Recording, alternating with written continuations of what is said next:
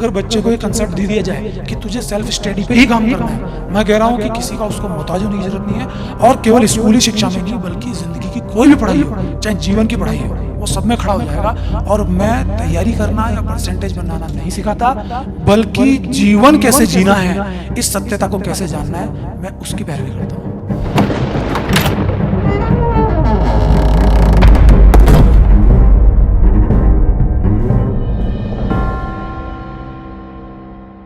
Sir, एक और सवाल हम आपसे पूछना चाहते हैं कि जो बच्चे आपके यहाँ रुक के पढ़ाई करते हैं, क्योंकि हमने सुना है कि आप एक थोड़ा अलग सिस्टम उनके लिए बिठा के रखते हैं कि उन बच्चों को, जो बच्चे सच में पढ़ना चाहते हैं, सच में जिनमें पोटेंशियल है। देखिए, वैसे तो सभी बच्चों में पोटेंशियल होता है, सब पढ़ सकते हैं, तैयारी कर सकते हैं, लेकिन जिन बच्चों को आप छांटते हैं तो उनके लिए और बच्चे ऐसे कहते हैं कि सर तो हमारे साथ पार्शलिटी करते हैं और वो सिर्फ जो इंटेलिजेंट बच्चे होते हैं उन्हीं को अपने पास बुलाते हैं और बाकी बच्चों को दूर बैठा के रखते हैं।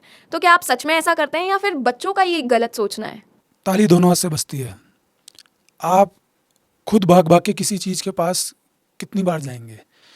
किसी स्टूडेंट का या किसी इंसान का भी ध्यान दूसरी तरफ है, तो आप उसको फोर्स नहीं कर सकते। अगर आप उसको फोर्स करेंगे तो फिर वही बात आ जाएगी जिसको मैं पसंद ही नहीं करता, उसका फ्रीडम छीन जाएगा। तो जब आपकी बात को सुनकर जो आकर्षित होते हैं और जो समझ जाते हैं कि वाकई में रियल में पढ़ना ही सब कुछ है, क्योंकि रियल में पढ़ना क्या चीज़ होती है कि पढ़ना खुद को ही पड़ेगा, ये एक इंटरनल कंसेप्ट है, ये बाहर से नहीं आता कि कोई बच्चे के मन में डाल देगा, कोई इंजेक्शन लगा देगा, कोई ताबीज़ पिला देगा तो हो जाएगा, ऐसा बिल्कुल भी नहीं है। तो जो बच्चे समझ जाते हैं, जो करने लग जाते हैं, वो इंटेलिजेंट नहीं होते, वो पढ़ पढ़ के तैयारी कर करके अपने आप ऐसी परसेंटेज बना लेते हैं कि उनको इंटेलिजेंट घोषित कर दिया जाता है। कई बार हमने ये देखा जिनके स्किल्स बहुत तेज हैं, बच्चे बहुत आगे हैं, लेकिन वो तैयारी नहीं करते, मेहनत नहीं करते। मेहनत का भी तो अपना योगदान है ना, केवल स्किल से ही क्या होगा? मेहनत नहीं करने के कारण वो खत्म हो जाते हैं। चाहे वो यहाँ पढ़ने वाले हों, कहीं पर भी चले जाएँ, वो खत्म होंगे। तो ऐसा नहीं है कि मैं उनको ले लेता हूँ, बल्कि आप इसको ऐसे कह सकते हैं कि जो आ जाते हैं उनका काम बढ़िया हो जाता है।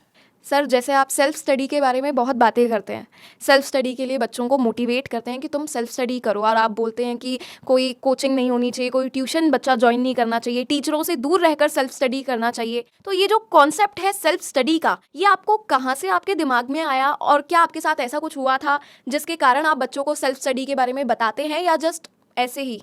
इस दुनिया में कोई किसी को सिखा नहीं सकता, क्योंकि मैंने आपको कहा ना, सीखना इंटरनल कंसेप्ट है। रुचि खुद की जागृत नहीं होगी ना, कुछ नहीं हो सकता। ना मुझे स्कूल से कोई दिक्कत, ना मुझे निजीकरण से दिक्कत, ना सरकारी स्कूल से दिक्कत, ना कोचिंग ट्यूशन से दिक्कत।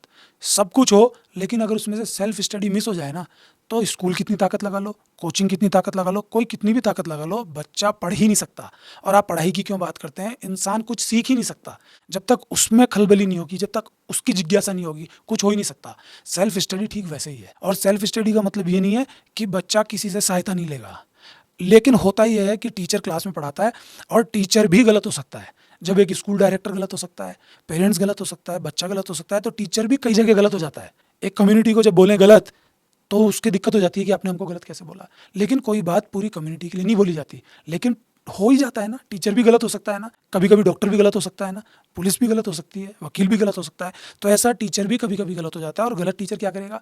बच्चे को वो चीज़ परोसेगा ही नहीं, बच्चे को वो चीज़ देगा ही नहीं, वो इंडिपेंडेंट उसको होने नहीं देगा। वो खुद की तरफ उसको लाना चाहेगा बार बार कि मैं इसको इतना ही कोर्स कराऊं, मैं इसको इतना ही बताऊं, उसको देना ही नहीं चाहेगा। टीचर के मन में भी तो कभी कभी खुरापात चलती है।